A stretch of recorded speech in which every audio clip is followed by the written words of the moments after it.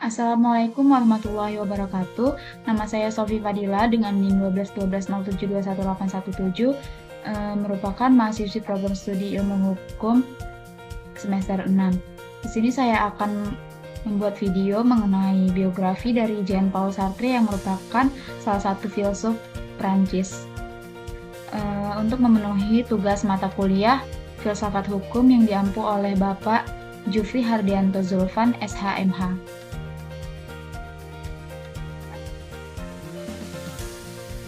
Jean-Paul Sartre merupakan seorang filsuf eksistensialis Prancis yang terkenal. Sartre juga dikenal sebagai sastrawan yang sangat piawai.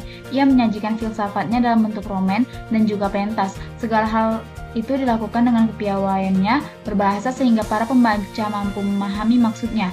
Dengan demikian, ia tidak hanya menghubungkan antara filsafat dengan dunia serta kehidupan yang nyata, namun juga mempublikasikannya. Jean-Paul Charles Aymar Sartre, begitulah nama lengkap beliau, yang lahir di Paris tanggal 21 Juni 1905. Ia berasal dari keluarga cendekiawan. Jean Baptiste merupakan ayahnya, adalah seorang perwira angkatan laut, sementara ibunya yang bernama Annemarie Schweitzer adalah putri dari Charles Schweitzer, guru bahasa dan sastra Jerman di daerah Alsace. Selain itu, pamannya yang bernama Albert Schweitzer adalah seorang teolog, dokter, misionaris Protestan yang terkenal yang mendirikan rumah sakit di Afrika dan pernah mendapat hadiah Nobel Perdamaian pada tahun 1952. Ayah Sartre meninggal 2 tahun setelah kelahirannya. Karena itu, ibunya kembali ke rumah orang tuanya di Meudon bersama dengan Sartre yang kala itu masih berumur 2 tahun. 4 tahun setelahnya, mereka pindah ke Paris. Kematian muda ayahnya menyebabkan ibu Sartre mencurahkan perhatian serta kasih dan sayang yang begitu besar pada Sartre. Tidak hanya ibunya saja, kakeknya yang bernama Charles Schweitzer yang kerap menyapa Sartre dengan julukan anak ajaibku atau mumilku. Ketika mereka hidup bersama di Alsace-Lorraine, juga sangat menyayanginya. Kampung halaman ibunya berada di sebelah timur Prancis yang penduduknya berbicara menggunakan bahasa Prancis dan Jerman. Masa kecil Sartre benar-benar diliputi dengan kasih sayang serta kehangatan keluarga di sekelilingnya. Charles Schweitzer, kakeknya yang seorang guru bahasa dan sastra Jerman, memberikan peranan penting tidak hanya dalam membesarkan Sartre, namun juga dalam mengembangkan bakat mengarangnya. Kakeknya adalah seorang penganut agama Kristen Protestan, namun menyetujui untuk mendidik dan membesarkan Sartre secara Katolik. Di bawah pengaruhnya, Sartre dididik secara mendalam guna menekuni dunia ilmu pengetahuan dan bakat-bakat Sartre juga dikembangkan secara maksimal.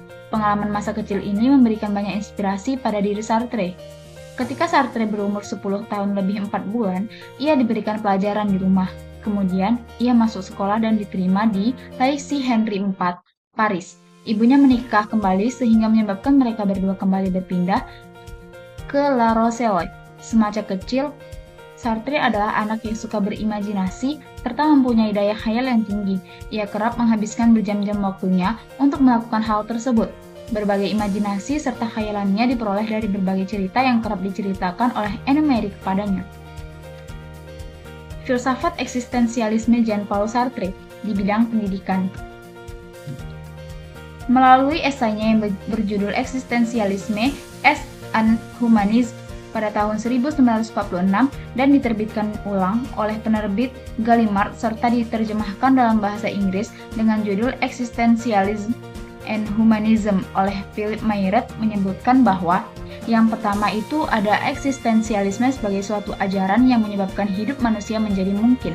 Yang kedua, eksistensialisme juga merupakan suatu ajaran yang mengafirmasi bahwa setiap kebenaran dan setiap tindakan itu mengandung di dalamnya sebuah lingkungan dan suatu subjektivitas manusia. Dan yang terakhir itu ada bahwa eksistensi manusia mendahului esensinya. Kebiasaan Sartre untuk berimajinasi dan berkhayal semakin akut.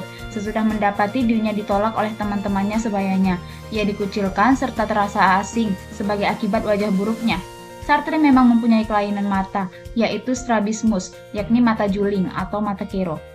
Sartre menjadi mahasiswa di École Normale Supérieure dan memperoleh ijazah dalam bidang filsafat pada tahun 1926.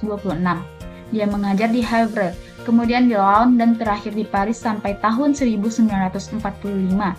Pada tahun 1933 sampai 1934, Sartre mendapat kesempatan untuk memperdalam fenomenologinya. Husserl di Institut Prancis di Berlin. Sekembalinya di Le Havre, Sartre menulis artikel panjang berjudul La Transcendance de l'Ego atau Transendesi Ego pada tahun 1936.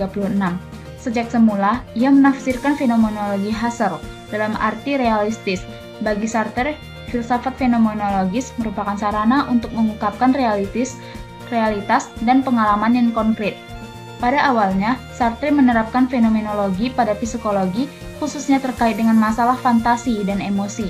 Pada tahun 1939, Sartre menulis buku berjudul L'Imagination atau Imajinasi dan Esquisse de une théorie des émotions, garis-garis besar suatu teori tentang emosi pada tahun 1939, serta L'Imaginaire atau yang imajiner pada tahun 1940. Pada waktu yang bersamaan, Sartre menerbitkan novelnya yang pertama berjudul Le Nausée atau Rasa Muak pada tahun 1938. Menurut Sartre, manusia mengada dengan kesadaran terhadap dirinya sendiri. Kebenaran manusia berbeda dengan keberadaan dengan benda-benda yang lain. Asas pertama dalam paham eksistensialisme menurut Sartre, yaitu manusia tidak lain adalah bagaimana ia menjadikan dirinya sendiri. Dengan demikian, apabila masing-masing individu menyadari dirinya sendiri sebagai manusia yang harus membuat dirinya sendiri ada, maka seorang pengajar atau pendidik dan juga murid atau mahasiswa akan dapat memperlakukan dirinya sendiri sebagaimana mestinya. Masing-masing individu akan mengoptimalkan kemampuan dan juga potensinya dalam hal atau bidang apapun dengan keinginannya untuk membuat mereka eksis. Sartre meninggal pada usia 75 tahun, yaitu pada tanggal 15 April 1980. Ia sakit dan dirawat di rumah sakit hingga meninggal dunia. Sekian, terima kasih. Wassalamualaikum warahmatullahi wabarakatuh.